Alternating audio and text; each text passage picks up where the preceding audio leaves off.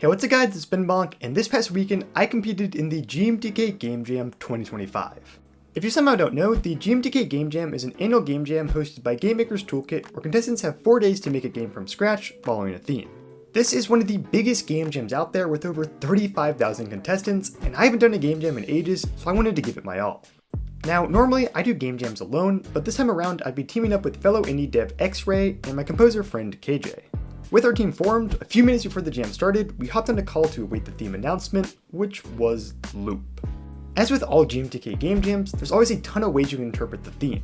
You can make a racing game where you loop in circles, or maybe have some kind of death loop or time loop mechanic. So we opened up a Google Doc and started drafting out tons of things that could loop. Then with this list made, we tried brainstorming interesting mechanics that could come out of these things that can loop. We bounced a ton of ideas off each other, but one idea that kept coming back would be some kind of game where you draw loops to collect items.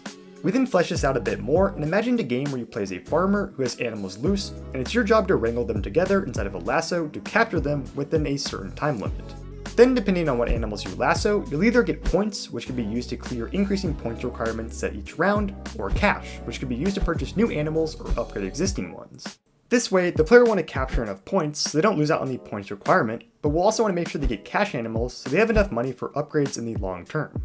We also thought it'd be cool to have synergies between animals, so maybe if the player catches either a sheep or a pig in their lasso, they get 5 points. But if they lasso a sheep and a pig in the same lasso, they'll get a points bonus or points multiplier.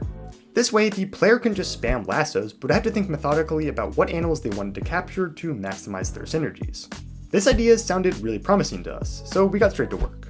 X-Ray started working on the lassoing mechanic, while I started working on setting up some of the underlying game architecture to handle upgrades, synergies, and deck building. After a few hours of work, I had a bunch of scripts together that were a good start to handle some of the core gameplay elements. For example, we had a game manager, shop manager, and synergy manager, which I was all working on slowly but surely. In the meantime, I checked in with X-Ray, and he was making good progress on the lasso mechanic. Now the player could hold down their mouse to start drawing a lasso on their screen, and if they let go, the lasso will autocomplete and close to form a circle. X-Ray's code could also detect objects that were inside of the complete lasso, which would be essential for a capturing system. In the call, I showed off my capture manager logic, which had a place for possible synergies the player could get, where we could specify animals required to form that synergy, and what bonuses the synergy would give, such as a points bonus, a cash bonus, or a points multiplier. KJ was also hard at work on the soundtrack for the game, so overall things were going well. But at this point, X-Ray was going to work on the animal movement logic for the game, and I was going to work on the shop area. But I needed a bit of direction on what to make the shop look like, so we drafted out a rough concept. Essentially, we decided that the shop would take place inside of the farmer's barn, and inside, the player could purchase one of 3 things. They could either purchase a new animal that would be added to their barn/deck and have a chance of spawning the next round, an upgrade to one of their existing animals, or a new synergy/combo. See, originally we imagined that the player would have every animal synergy unlocked by default and would have to discover them. However, after some discussion, we thought it'd be more fun if the player would have to purchase these synergies and form a deck around them, limited to 3 synergies at a time. So also on the right hand side, here is the synergies deck, and on the left hand side is the player's animal deck. We also had some ideas for passive upgrades here, like deck removal, but we scrapped those due to time limitations, so just ignore those for now. Anyways, with this plan in mind, I got to work making the shop. I set up the logic under the hood, while X-Ray continued to refine his lassoing system and create unique animal movements and logic. A few hours later, I had some basic shop code set up that would allow the player to purchase unique kinds of items, such as new animals, animal upgrades, and synergies. I set up some really basic UI here, as well as the logic where the player could have animals in their deck, and these animals would display on the left side of the screen here. And with that said, that was pretty much it for the first day. On day 2, I woke up and got straight to work on the art. For this game, we wanted to have a wide variety of animals available, so I had lots of sprite work to do. I got to work drawing all kinds of barn animals like sheep and cows, and while in the meantime, X-Ray continued working on the unique logic and movement for every animal in the game. Like for example, these ovals you see would be wolves, which would go after regular barn animals and chase them down. We decided we wanted to add a few predators like these, so the player can just loop the entire screen and capture everything. Instead, if the player captured a wolf or other predator for example, their points or cash for that capture may be cut in half to make the player think more methodically. Anyways, X-Ray also got some really satisfying loop animations set up where the lasso would wrangle animals down to the bottom of the screen after capturing, as well as some really satisfying points and cash pop-ups. But as for me, I was just chugging along creating animals. This took longer than expected because I found getting the shape of animals right was really difficult for me, and I often had to resort to using existing pictures or sprite art as reference.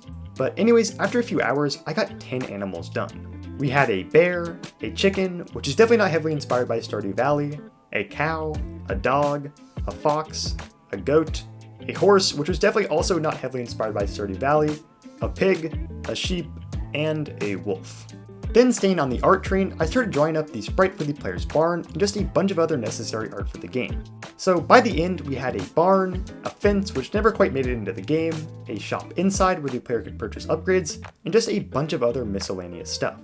But that was it for day 2, and I started off day 3 by spending some time choosing a font for the game and adding all the art I made into the shop area. This took ages, but by the end, the shop was really coming together and looking good. X-Ray, on the other hand, worked on getting my art implemented for the animals and finished every piece of animal logic so they all have unique point/cache values and movement patterns. But back to work, I started creating the deck logic for the shop. So now the player could toggle the deck with this button in the top left if they want to see the animals in their barn. They could also toggle this button in the top right to view their synergies, which would update when the player purchases a synergy. However, since the player can only have 3 synergies in their deck at a time, if they purchase a synergy with their deck full, they would then have to replace one of their existing synergies. I then got to work on creating the animal upgrade logic to round out the shop, but before I could finish that, we did another check-in, and KJ, our composer, was flying through making tons of music for the game,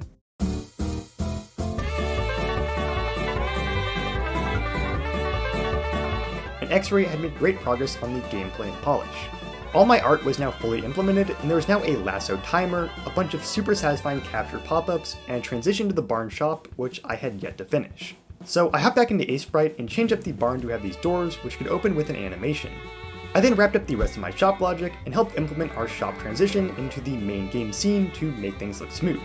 After some work, now if I start the game, capture a few animals, and let the timer run out, the game will smoothly transition to the shop inside the barn, which looked so nice in my opinion. I then worked on a bunch of small stuff to get the game to a more functional and polished state. So I created this dirt texture to go into the barn, created a simple start screen and scene transition, added some grass texturing, and now things were starting to come together. The game loop was there, and we just had a few more essential things to implement. X-Ray got started on making the tutorial and all the ideas for synergies in the game, while I created this screen to force the player to select a predator after every 3 rounds, as we realized that this was probably necessary to keep the game from becoming too easy. I then just did a bunch more shop work, getting descriptions to populate properly for all items in the shop, and made sure everything was set up and functioning there. I also created a simple lose panel if the player doesn't meet the points requirement for a given round, and created this point scaling logic to make it so every round the player will have to score more and more points to progress. And by this point, X-Ray had finished all these synergy concepts, so it's my turn to make art for all these synergies. We were pretty ambitious, having 24 unique synergies in the game, so I just quickly drew up a sprite for each, and by the end we had 24 unique icons, which I was pretty happy with. The final thing I did on day 3 was throw together some simple cover art for the game, and I called it a night. I woke up the next day at around 9 AM with 4 hours left in the jam. And one thing I feel like I need to mention at this point is that this was by far the hardest game jam I've ever done in my life. See, most game jams I've done in the past range anywhere from 24 to 72 hours. However, this game jam was a whopping 96 hours. So it really was an endurance battle, and combined with me getting less than ideal sleep each night, I was really starting to struggle. But we had no choice but to push on, or we weren't going to finish this game in time. The final 4 hours of the jam were mostly a blur for me. The previous night, X-Ray had stayed up adding all the music and sound effects our composer KJ made. And with 4 hours left in the jam, we had to test and balance the game as much as we could while tying up all the loose ends. It was just a pure frantic grind, getting everything playable complete, and I really don't remember every small thing I worked on, but as the jam deadline approached, we managed to get things done literally at the last minute. Actually, later than last minute. Thankfully, there was a 1-hour submission grace period, which kinda saved us to get our build up and running. But we got it done, and I was so exhausted, I immediately took a nap. And overall, I'm super happy with the game we created. I think X-Ray, KJ, and I worked super hard and well together as a team, and I think that really shows in the end product. I genuinely think this is the best game jam game I've ever been a part of, and in my biased opinion, the game is just really fun to play. It felt like we were able to pack in a bunch of content, replayability, and polish all inside of the time frame just to create a super satisfying game loop, and thankfully most people who played the game seem to agree. And while it might not be the most balanced, you can still go for some super sick unique builds and strategies each run to try to get as far as possible. So if you want to play the game, the link is in the description, and a huge thanks to X-Ray and KJ for being great game jam partners. I'll leave a link to X-Ray's channel below, as well as KJ, who is actively looking for games to compose for, so check them both out. Anyways, that's all for this video. If you liked it, please consider subscribing to my channel or check out my commercial roguelike, Slimekeep. Thanks again, and I'll see you in the next one. Bye.